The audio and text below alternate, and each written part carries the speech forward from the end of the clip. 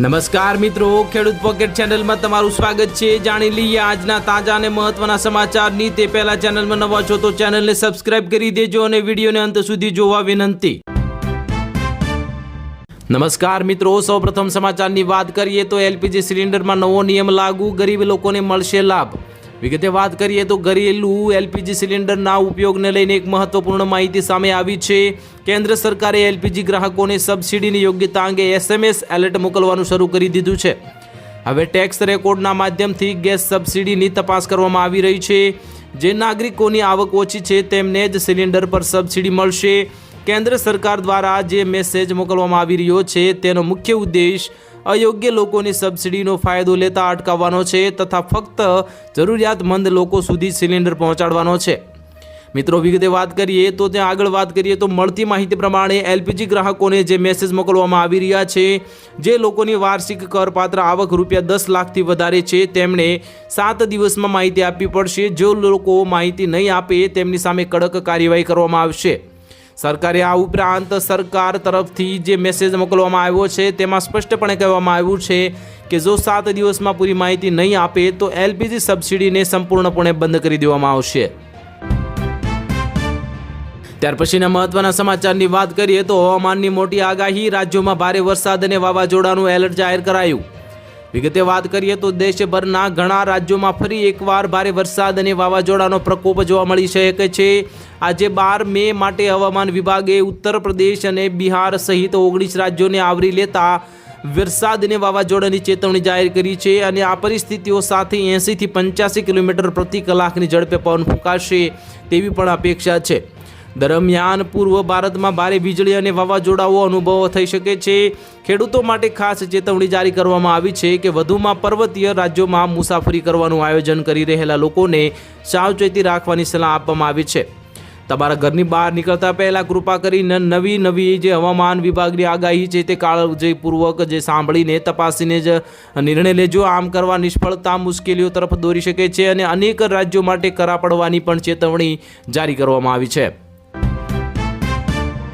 ત્યાર પછીના મહત્વના સમાચારની વાત કરીએ તો ખિસ્સું ઢીલું કરવા તૈયાર રહેજો, જીવન જરૂરિયાતની વસ્તુઓના ભાવમાં થશે વધારો। વિગતે વાત કરીએ તો જીવન જરૂરિયાતની વસ્તુઓના ભાવમાં એક મોટો આંચકો આવી રહ્યો છે। સાબુ, detergent powder, biscuit, packaged food અને પાણી જેવા ઠંડા પીણા જેવા આવશ્યક રોજિંદા ઉત્પાદકો ટૂંક સમયમાં વધુ મોંઘા થઈ શકે છે। મોટી એફએમસીજી કંપનીઓ ક્રૂડ ઓઇલ ફુગાવા, વધતા પેકેજિંગ ખર્ચ અને ઈંધણ ખર્ચને કારણે ભાવ વધારવાની પૂરેપૂરી તૈયારી કરી રહી છે। રાજકીય તણાવ અને વૈશ્વિક પુરવઠા શૃંખલામાં વિપક્ષોને જે કારણે આ દબાણ પર વધી ગયું છે અને એફએમસીજી કંપનીના અધિકારીઓએ તાજેતરના કમાણી કોન્ફરન્સ કોલમાં સૂચવ્યું છે કે ભાવ વધારો કાં તો ચાલુ છે અથવા તો વધુ વધી શકે છે। મિત્રો વાત કરીએ તો કંપનીઓએ આ પહેલાંથી જ ભાવમાં આશરે 3% થી 5% વધારો કર્યો છે। આ ફુગાવો ખોરાક, વ્યક્તિગત સંભાળ, પીણા અને ઘરગથ્થુ ઉત્પાદનો સહિત તમામ ક્ષેત્રોને અસર કરી રહ્યો છે। કંપનીઓને તેમના નફાને સંતુલિત કરવા માટે ભાવ વધારી રહી છે અને અથવા તો આ પેકેજ વધારાના વજન ઘટાડી રહી છે, જ્યારે વેચાણ પર અસર ટાળવા માટે ₹5, 10 અને ₹15 નાના પેક ભાવ જાળવી રહી છે। જો કે આ કંપનીઓએ ખર્ચ ઘટાડવા, ડિસ્કાઉન્ટ ઘટાડવા અને સપ્લાય ચેઇન સુધારવા જેવી વ્યૂહરચનાઓ પર કામ કરી રહી છે, તેમ છતાં ગ્રાહકોને મોટી અસર થશે। ત્યાર પછીના મહત્વના સમાચારની વાત કરીએ તો ચોમાસા પહેલાં ખેડૂતો માટે મોટું એલર્ટ, બિયારણ અને ખાતરની ખરીદી કરતા પહેલાં આટલું ધ્યાન રાખજો।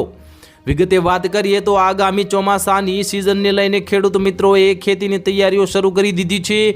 વાવણીના સમયે ખેડૂતોને મોટા પાયે બિયારણ, ખાતર અને જંતુનાશક દવાઓની ખરીદી કરતા હોય છે, ત્યારે આ સમયગાળામાં કેટલાક લેભાગુ તત્વો નકલી માલ પધરાવીને ખેડૂતો સાથે મોટી છેતરપિંડી કરતા હોય છે। આ બાબતોને ગંભીરતાથી લઈને અમદાવાદ જિલ્લા ખેતીવાડી વિભાગ દ્વારા ખેડૂતોના હિતમાં એક મહત્વપૂર્ણ માર્ગદર્શિકા એટલે કે એડવાઇઝરી જાહેર કરવામાં આવી છે। તો ખેતી માટે જરૂરી તમામ ઇનપુટ્સ એટલે કે બિયારણ, દવા, ખાતર માત્ર અધિકૃત પરવાનો જે લાયસન્સ ધરાવતી સરકારી સંસ્થાઓ છે, સહકારી મંડળી છે અથવા તો માન્યતા પ્રાપ્ત ખાનગી વેપારીઓ પાસેથી જ ખરીદવાનો આગ્રહ રાખજો। કોઈપણ સંજોગોમાં ગામમાં ફરતા ફેરિયાઓ, લાયસન્સ વગરની વ્યક્તિઓ કે શંકાસ્પદ પેઢીઓ પાસેથી સસ્તાની લાલચમાં ખરીદી કરવી નહીં, નહીંતર તમારે મુશ્કેલીનો સામનો કરવો પડી શકે છે। ખેડૂતોને વધુમાં વધુ સાવચેત કરવા ખેતીવાડી વિભાગે સૂચના આપી છે કે વેપારી પાસેથી ખરીદી કરતી વખતે હંમેશા સહી સિક્કાવાળું પાકું બિલ અચૂક માંગી લેજો. આ બિલમાં વેપારીઓનો લાયસન્સ નંબર, નામ, સરનામું, ખરીદેલી વસ્તુનું નામ અને લોટ નંબર પણ સ્પષ્ટ લખેલો હોવો જોઈએ. આ ઉપરાંત દવા કે બિયારણ લેતી વખતે પણ તેની મુદ્દત પૂરી થવાની તારીખ પણ ખાસ કરીને ચેક કરી લેવી. ત્યાર પછીના મહત્વના સમાચારની વાત કરીએ તો મોંઘવારીનો ડબલ માર. 15 મે પછી પેટ્રોલ ડીઝલના લીટર દીઠ ₹5નો વધારો થશે. વિગતે વાત કરીએ તો વૈશ્વિક સ્તરે મિડલ ઇસ્ટમાં વધી રહેલો રાજકીય તણાવ હવે આર્થિક સંકટમાં ફેરવાઈ રહ્યો છે. ખાસ કરીને ઈરાન અને અન્ય પક્ષો વચ્ચેના સંઘર્ષને કારણે આંતરરાષ્ટ્રીય બજારમાં ક્રૂડ ઓઇલ એટલે કે કાચું તેલના ભાવ 7મા આસમાને પહોંચ્યા છે. આ વૈશ્વિક પરિસ્થિતિની સીધી અસર ભારતમાં પેટ્રોલ અને ડીઝલના ભાવ પર પડવાની પૂરેપૂરી શક્યતા છે. ત્યારે પેટ્રોલ અને ડીઝલ પ્રતિ લીટર 4 થી 5 રૂપિયાનો વધારો થઈ શકે છે. એલપીજી સિલિન્ડર, રાંધણ ગેસના ભાવમાં પણ 40 થી 50 રૂપિયાનો ઉછાળો આવી શકે છે. મનોરંજન શર્મા જેવા આર્થિક વિશ્લેષકોનું કહેવું છે કે સરકારી તેલ કંપનીઓ હાલમાં બજાર ભાવ કરતાં ઓછી કિંમતે ઈંધણ વેચી રહી છે અને આને કારણે આ કંપનીઓને દર મહિને અંદાજે 30,000 કરોડ રૂપિયાનું મોટું નુકસાન થઈ રહ્યું છે અને આ નુકસાનની ભરપાઈ કરવા માટે ભાવ વધારો અનિવાર્ય બની ગયો છે. ત્યાર પછીના મહત્વના સમાચારની વાત કરીએ તો પેટ્રોલ પંપ પર લાગશે લાંબી લાઈનો, સરકારનું મોટું એલાન. વડાપ્રધાન નરેન્દ્ર મોદી દ્વારા ઈંધણ બચાવવા માટે કરવામાં આવેલી અપીલ અને પશ્ચિમ એશિયાના યુદ્ધને પગલે દેશમાં તેલના કોટા જે લાગુ કરવાની અટકળો તેજ થઈ ગઈ છે અને શ્રીલંકા, પાકિસ્તાન અને જર્મની જેવા દેશોમાં ઈંધણના વપરાશ પર મર્યાદા નક્કી કરવામાં આવી છે, જેને પગલે હવે ભારતીય નાગરિકોમાં પણ ચિંતા જોવા મળી હતી. જો કે કેન્દ્ર સરકારે સ્પષ્ટપણે કહી દીધું છે કે દેશમાં ઈંધણને પૂરેપૂરતો જથ્થો ઉપલબ્ધ છે અને હાલમાં રેશનિંગ જેવી કોઈ યોજના નથી. અને પેટ્રોલિયમ સચિવ નીરજ મિત્તલે ભારતીય ઉદ્યોગો પર સિંઘના જે શિખર સંમેલનમાં જણાવ્યું હતું કે ગભરાવાની કોઈ જરૂર નથી. તેમણે સ્પષ્ટ કર્યું છે કે ભારતમાં ઈંધણના સપ્લાયમાં કોઈ કાપ મૂકવામાં આવશે નહીં અને કોટા સિસ્ટમ લાગુ કરવાનો કોઈ વિચાર પણ નથી અને સરકારે વધારાની ઉર્જા કાર્ગો મેળવી લીધા છે અને હાલના સપ્લાયર્સ પાસેથી ખરીદી વધારી દેવામાં આવી છે જેથી માર્કેટમાં કોઈ અછત ન સર્જાય. ત્યાર પછીના મહત્વના સમાચારની વાત કરીએ તો બિસ્કિટ, નમકીન, સાબુ, ડિટર્જન્ટ અને રોજિંદી જીવન જરૂરિયાતની વસ્તુઓ થશે મોંઘી. વિગતે વાત કરીએ તો સાબુથી લઈને detergent, powder, biscuit, packaged food items અને ડ્રિંક્સ મોંઘા થવાની આશા છે. ત્યારે હકીકતમાં પેટ્રોલ અને ડીઝલની કિંમતમાં સંભવિત વધારાની અસર હવે એફએમસીજી સેક્ટર પર પડવાની છે. લોજિસ્ટિક્સ અને કાચા માલની કિંમતમાં વધારાને કારણે કંપનીઓ પોતાના પ્રોડક્ટ્સના ભાવમાં વધારો કરવાની તૈયારીમાં છે.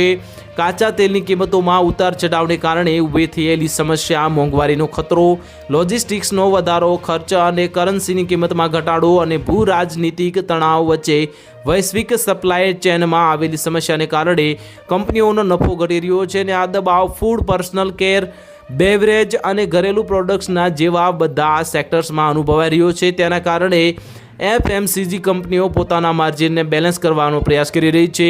મિત્રો, આ માટે કંપનીઓને કિંમત વધારી રહી છે અને આ પેકેજની સાઇઝ નાની કરી રહી છે જેથી વેચાણનું વોલ્યુમ યથાવત રહે, એટલે કે જે નફો યથાવત રહે અને સાથે બજારમાં 5, 10 કે 15 રૂપિયાના નાના પરંતુ ગ્રાહકોના પસંદગીના નાના પેકેજને જાળવી રાખે.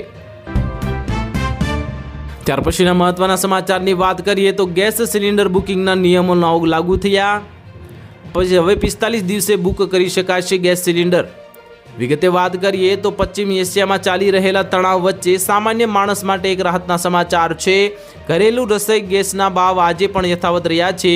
જો કે કોમર્શિયલ ગેસનો ઉપયોગ કરતા હોટલ અને રેસ્ટોરન્ટ માલિકો માટે મુશ્કેલીઓ ઓછી થઈ નથી, કારણ કે તેના ભાવ હવે 3,000ને વટાવી ગયા છે. સરળ અને અવિરત પુરવઠો સુનિશ્ચિત કરવા માટે પેટ્રોલિયમ મંત્રાલયે કેટલાક તર્કસંગત નિયમો લાગુ કર્યા છે. હવે શહેરી વિસ્તારોમાં તમે છેલ્લા સિલિન્ડર પછી તમે 25 દિવસથી વહેલા બીજું સિલિન્ડર બુક કરી શકશો નહીં. પહેલાં આ સમયગાળો 21 દિવસનો હતો. ગ્રામીણ વિસ્તારોમાં આ સમયગાળો 45 દિવસનો રહેશે. ઘરેલું ગેસની કાળાબજારીને રોકવા માટે સરકારે 98% ઓનલાઈન બુકિંગ અને 94% ડીએસી એટલે કે ડિલિવરી ઓથેન્ટિકેશન કોડ આધારિત ડિલિવરી મેળવી શકશે. ત્યાર પછીના મહત્વના સમાચારની વાત કરીએ તો ભારતમાં તેલ પછી હવે સર્જાશે અનાજની મોટી અછત। વિગતે વાત કરીએ તો અત્યારે આખું વિશ્વ અમેરિકા અને ઈરાન વચ્ચે તણાવ અને સંભવિત યુદ્ધના ભય નીચે જીવી રહ્યું છે। જ્યારે તમામ દેશો તેલના ભાવ અને સુરક્ષાની ચિંતા કરી રહ્યા છે, ત્યારે ચીન ખૂબ જ ચતુરાઈથી એક અલગ જ રમત શરૂ કરી છે। ચીન અત્યારે ગુપ્ત રીતે વિશ્વના બજારમાંથી અનાજ અને ખાતરની મોટા પાયે સંગ્રહખોરી કરી રહ્યું છે। આ કોઈ સામાન્ય સ્ટોક નથી, પણ એક એવી વ્યૂહરચના છે જે આવનારા સમયમાં ભારત સહિતના અનેક દેશોનો આર્થિક કમર તોડી શકે છે। ભારત એક કૃષિ પ્રધાન દેશ છે અને આપણા ખેડૂતો માટે ખાતરની સૌથી મોટું મહત્વનું પાસું છે। ચીનના આ નિર્ણયની સૌથી ગંભીર અસર અહીં જોવા મળી રહી છે। ચીને માર્ચ મહિનાથી જ યુરિયા અને અન્ય ખાતરની નિકાસ પર પણ પ્રતિબંધ લાદી દીધો છે। પરિણામે ભારત જે યુરિયા અગાઉ $512 પ્રતિ ટન જે આયાત કરતું હતું, તેનો ભાવ હવે અત્યારે વધીને $959 પ્રતિ ટન પર પહોંચી ગયો છે। ખાતરના ભાવમાં સીધો બમણો વધારો ભારત સરકારના બજેટ અને ખેડૂતોના ખિસ્સા પર સીધો પ્રહાર કરશે। ત્યાર પછીના મહત્વના સમાચારની વાત કરીએ તો ડીએપી ખાતરના ભાવમાં વધારો, ખેડૂતોના આંદોલનની ચીમકી। વિગતે વાત કરીએ તો સાબરકાંઠા જિલ્લાના ખેડૂતોમાં અત્યારે ભારે રોષ જોવા મળી રહ્યો છે। ખાસ કરીને વડાલી તાલુકાના ખેડૂતો ડીએપી ખાતરના ભાવમાં કરવામાં આવેલા વધારાને લઈને આક્રમક મૂડમાં છે। રાજ્ય સરકાર અને કેન્દ્ર સરકાર દ્વારા ખાતરના ભાવમાં જે વધારો ઝીંકવામાં આવ્યો છે, તેને લઈને ખેડૂતોનું કહેવું છે કે આ વધારો તેમની કમર તોડી નાખશે। વડાલીના ખેડૂતોએ તાત્કાલિક ભાવ વધારો પરત ખેંચવાની માંગ કરી છે।